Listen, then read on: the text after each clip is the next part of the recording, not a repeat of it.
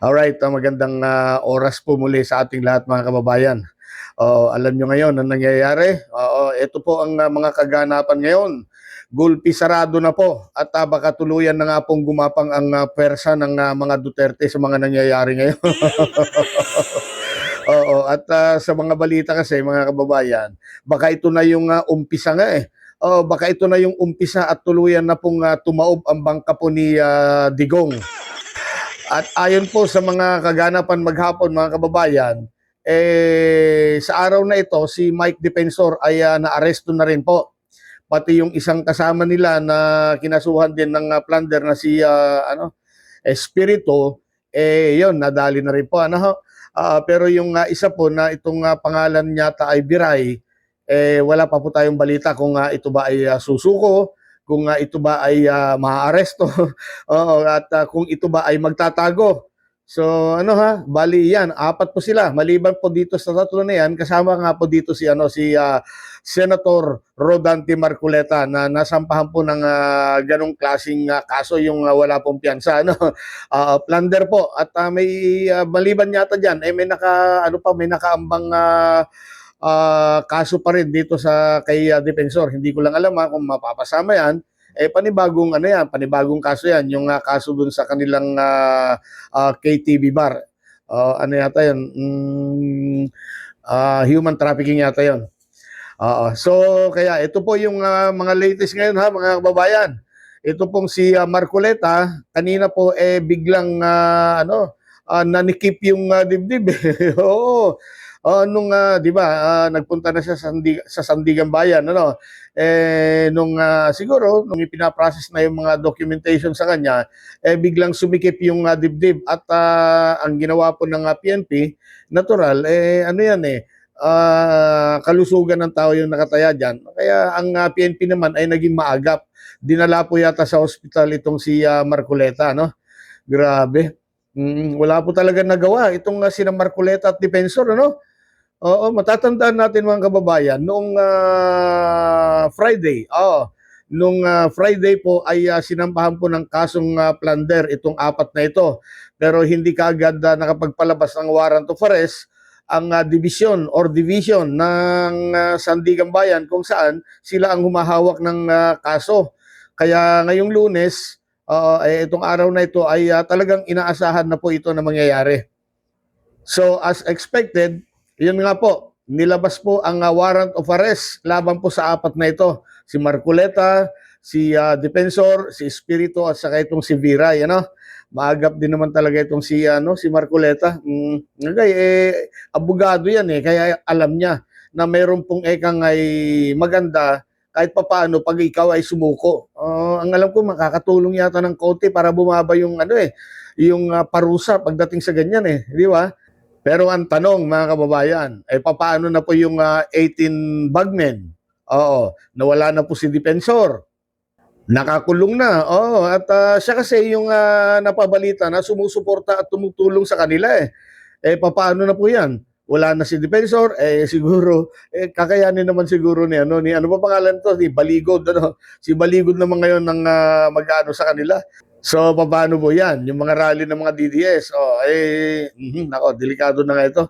Hindi na makakagawa po o kaya hindi na po kayang mag-organisa po nitong si Defensor. Hindi na niya kaya yan dahil nga nakakulong na siya. Bagay, nandiyan pa rin naman si Chavit.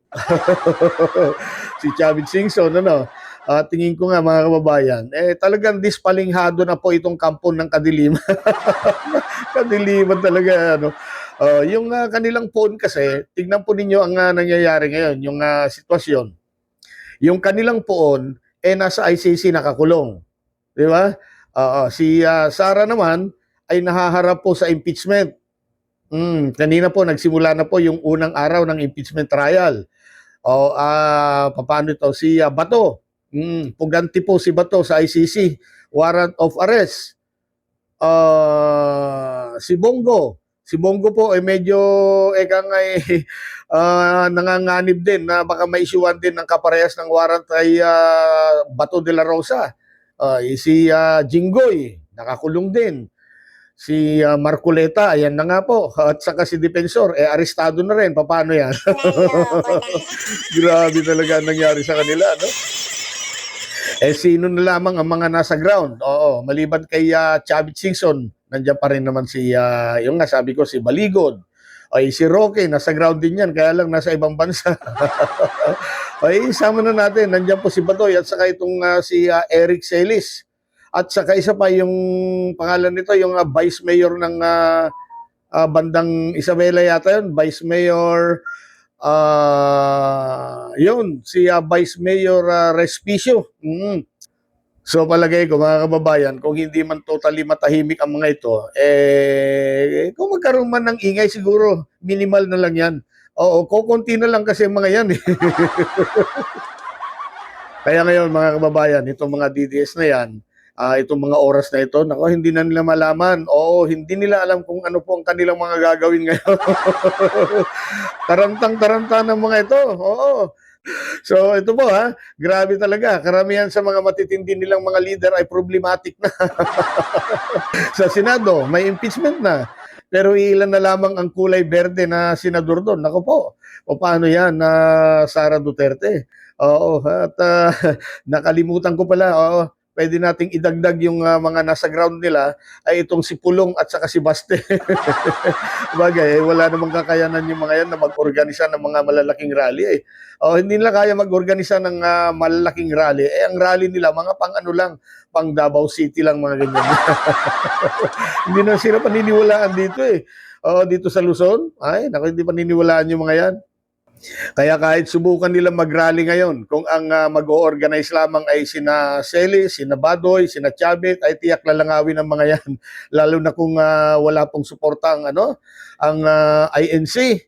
Ay nako, baka hindi sila maka-1,000 Oo, di ba ilang beses na yung mga yan na nagra-rally, talagang hindi inaabot ng marami. Oo. So mga kababayan, itong si Marcoleta at itong si Defensor. Kasong walang piyansa po ang kinakaharap nila. Ibig sabihin, makukulong sila habang dinidinig ang kanilang mga kaso. At sana naman, magsilbing aral at babala po ito sa mga kawani ng gobyerno na kahit sino ka pa, huwag mong abusuhin ang kapangyarihan mo. Oo, di ba? At lalong-lalo nang huwag mong nakawin ang pinagpagurang buwis ng mga pangkaraniwang tao o kaya yung tinatawag natin mga taxpayer, ano? So talagang grabe ang inabot ng kampo ni Duterte. Yung sinasabi nila na sila daw po ay ginigibit ng gobyernong Marcos, wala yan. No? Hindi naman totoo yan Dahil ang kanilang mga kinakaharap na problema ngayon, sila din naman ang may gawa Sila din ang gumawa niyan, kaya nga nakasuhan sila at tapos sasabihin nila ginigipit lang sila ng gobyerno, pinupolitika. Wala yan, kalukuhan lang yan. At isa pa, kung tatawagin man nating paggigipit yan para sa kanila, para sa akin, ayos lamang po yan. Bakit? Ano naman po ang tingin po ninyo sa mga ginagawa ng mga ito?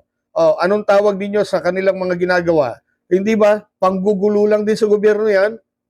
Kaya tama lang naman yan.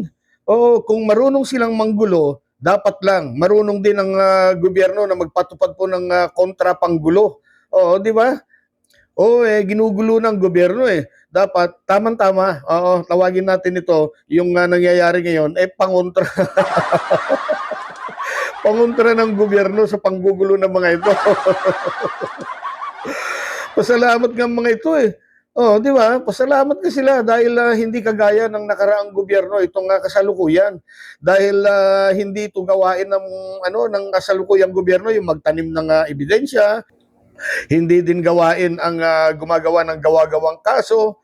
Yan. At lahat ng kanilang mga kinakaharap ngayon ay may mga ebidensya. Ito nga po si Marcoleta, di po ba? Personal pong umamin si Marcoleta sa kanyang ginawang pagtanggap po ng donasyon. So, paano nila masabi na ito ay panggigipit lamang? Pamumulitika lamang? Hindi po ganun yun. Kaya po itong nangyayari ngayon sa kampo po ng mga Duterte, ito ay patunay lamang na ang gobyerno natin ay hindi po natutulog sa pansitan. At dito din natin nakikita or makikita na ang Pangulo ay hindi po marunong kumonsinti. Oo, hindi po niya kinukonsinti ang katiwalian. Nagaya po ng ginawa po noon ni Digong na alam na nga niya na may korupsyon o kaya talamak ang korupsyon sa mga ahensya ng gobyerno, lalong-lalo na po sa DPWH. Pero ano nangyari? Wala naman po siyang ginawa para dito. Oo, wala po. Hindi niya nasawata yung korupsyon na sinabi po niya na mismo siyang nagbulgar. Kaya itong mga kurap na ito, namihasa eh. Oo, namihasa dahil nga ganyan ang kalakaran nung panahon po ni Duterte. Akala nila hanggang ngayon, magiging untouchable ang mga ito. Hanggang dito ba naman sa administrasyon ni PBBM, dala po nila yung ganon. At yung isa pa, yung pinakamalaki nilang pagkakamali, akala nila madali lang paikutin si PBBM. Oo, pero yan, gaya ng sabi ko, yan ang pagkakamali ng mga ito. Dahil yung sinasabi nilang, ay, mabait yan malumay magsalita, mabait yan, at akala nila mahinang leader lang. O kaya tinatawag na weak leader. O, anong nangyari? Natibag ba si PBBM? Naduwag ba si PBBM? Nasindak ba? Wala. Hindi pinansin ang ingay ng mga DDS. Oo, bakit? Alam kasi ng presidente kung ano ang batas at yan ang umiiral sa kasalukuyan.